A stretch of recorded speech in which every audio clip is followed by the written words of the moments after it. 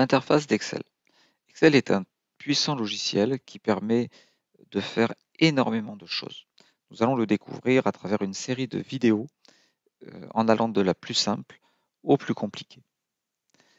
Nous allons commencer par détailler un petit peu l'écran d'Excel. Il ressemble énormément aux autres outils Office, donc si vous connaissez un petit peu Word ou PowerPoint, vous ne serez pas perdu dans ce logiciel. Il est composé d'un certain nombre d'onglets que l'on retrouve ici, fichier, accueil, insertion, mise en page, etc. Ces onglets permettent d'afficher des boutons différents dans le ruban. Ce panneau-là s'appelle le ruban. Dans le ruban, nous allons trouver des outils très courants, notamment dans l'onglet accueil, qui nous permettra de mettre en gras, en italique, en souligné et faire plein d'autres choses. Nous trouvons tout en haut la barre des titres. La barre des titres contiendra le nom du fichier à la place de classeur 1 lorsque nous l'aurons enregistré. Nous pourrons également enregistrer le fichier ici. Nous pouvons annuler la dernière opération ou bien rétablir une opération annulée. Sous le ruban, nous avons ce que l'on appelle la barre de formule. La barre de formule va permettre de voir les formules qui permettent d'effectuer certains calculs, de saisir du texte ou bien d'afficher des nombres. Sous la barre de formule se trouve l'écran principal. Il s'agit d'une grille organisée en lignes et en colonnes. Les colonnes sont composées de lettres et les lignes de numéros. À l'intersection d'une ligne et d'une colonne, nous trouvons une cellule. La cellule que je viens de sélectionner ici, sur laquelle je viens de cliquer, c'est la cellule colonne C en quatrième ligne. Nous l'appellerons donc C4. Ici, nous avons la cellule F2. Ici, la cellule C8. Sous les cellules, nous trouvons d'autres onglets. Il s'agit ici des différentes feuilles de calcul sur lesquelles nous pouvons travailler. En fait, lorsque l'on enregistre un fichier, on enregistre un classeur. Dans le classeur, on va pouvoir placer un grand nombre de feuilles de calcul. Bon, il peut y en avoir qu'une seule, mais il peut y en avoir plusieurs également. En dessous ces feuilles de calcul, nous avons ce que l'on appelle ici la barre d'état. La barre d'état va permettre d'afficher des informations que nous commenterons au fur et à mesure où l'on en aura besoin. Si je reviens un petit peu sur le ruban qui se trouve en haut, le ruban va donc être composé d'un certain nombre d'onglets qui fait apparaître différents boutons qui sont rangés dans des groupes.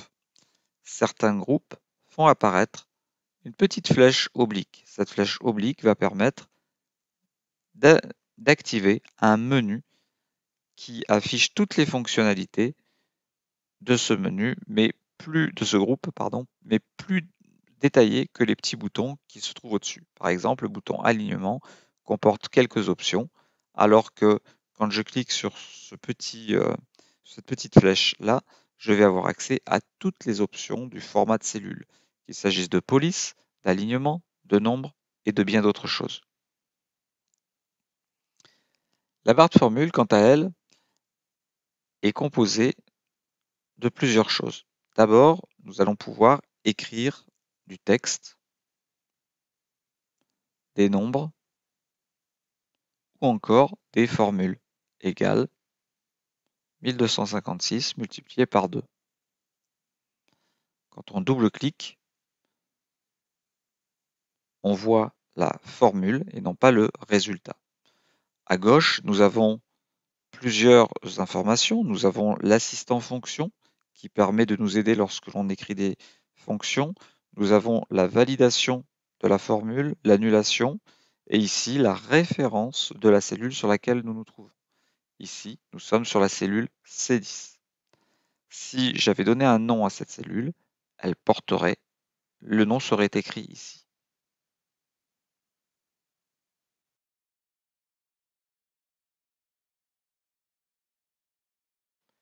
Les opérateurs et comparateurs d'Excel.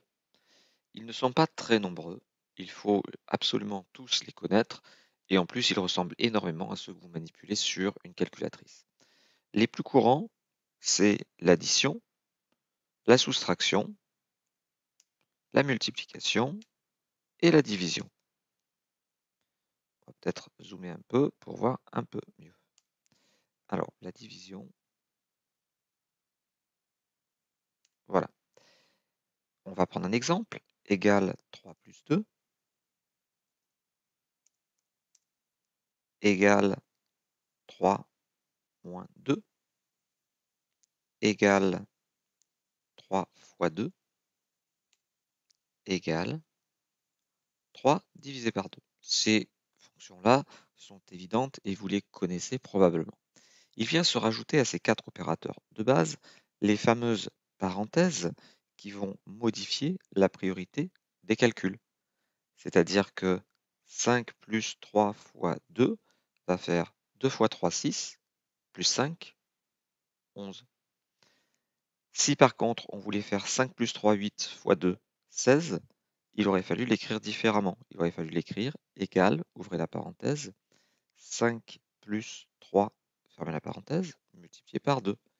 Et là, effectivement, j'ai bien 16. Donc les parenthèses, exactement comme sur votre calculatrice, vont modifier les priorités mathématiques. À ces opérateurs de base, on va pouvoir rajouter le symbole pourcent. Le symbole pourcent est un véritable opérateur mathématique puisqu'il divise le chiffre qui précède par 100. Ainsi, quand j'écris 10%, c'est exactement comme si j'écrivais 0,1. Donc si je le mets au format nombre, on retrouve bien 0,10. Ça fait 10 divisé par 100. Donc attention, quand on met le symbole pourcent dans une formule, ça divise ce nombre de pourcents, ou si jamais une formule est affichée au format pourcentage, en cliquant sur ce bouton, à ce moment-là, ça multiplie sa valeur par 100. On peut également rajouter le fameux accent circonflexe. L'accent circonflexe va permettre une mise à la puissance. Ainsi, si je veux savoir combien fait 3 au carré ou 3 au cube, on va prendre l'exemple de 3 au cube, je vais faire égal 3. L'accent circonflexe, si j'appuie qu'une fois dessus, il n'apparaît pas. Donc, je vais réappuyer une deuxième fois. Ça fera donc 2 accents circonflexes. Je vais en effacer un. Et ensuite, je vais mettre la mise à la puissance. 3 au cube. Ce qui fera 3 fois 3, 9, fois 3, 27. Ici, nous connaissons l'ensemble des opérateurs mathématiques. On va rajouter peut-être un dernier opérateur qui, lui, n'est pas mathématique, mais est un opérateur de texte. C'est le et commercial. Le et commercial permet la concaténation, c'est-à-dire la mise bout à bout de deux contenus de cellules. Par exemple, si j'écris ici Chloé et ici Martin, peut-être que j'aurais envie d'écrire Chloé Martin dans une autre cellule. C'est-à-dire que récupérer les deux contenus ici, les mettre bout à bout pour écrire le nom et le prénom, enfin le prénom et le nom. Je vais donc me mettre par exemple ici et je vais faire égal. Je récupère le contenu de la cellule A1 en faisant égal A1. Si je valide, j'ai bien Chloé. Derrière Chloé, on ne va pas coller Martin, on va mettre un espace. Donc du coup, je vais mettre et commercial, guillemets, espace, guillemets. Là, si je valide, ça va me faire Chloé, espace, donc on ne verra pas la différence. Et enfin, on va rajouter Martin. Donc pour rajouter quelque chose, il faut à nouveau appuyer sur le et commercial et on va cliquer sur Martin. Ce qui me donnera Chloé Martin.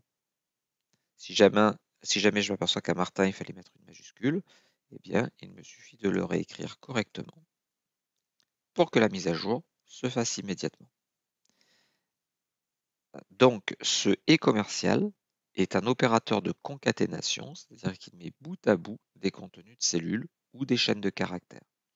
À chaque fois qu'on veut rajouter quelque chose, on va mettre ce fameux symbole.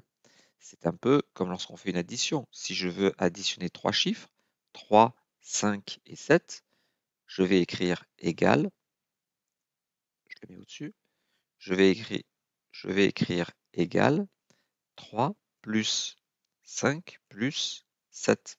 C'est-à-dire qu'entre chaque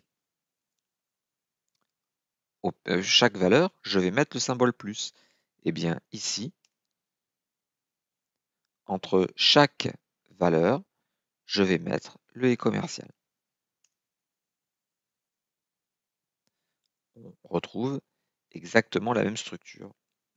Avec les nombres, c'est un plus. Avec les chaînes de caractères, c'est ce et commercial. Voilà pour ce qui est des opérateurs mathématiques. Très bientôt, lorsque l'on travaillera sur des fonctions qui nécessitera des comparaisons, nous aurons besoin d'utiliser des opérateurs de comparaison.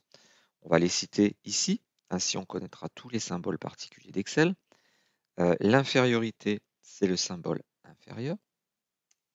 La supériorité, c'est ce symbole, donc le même mais dans l'autre sens.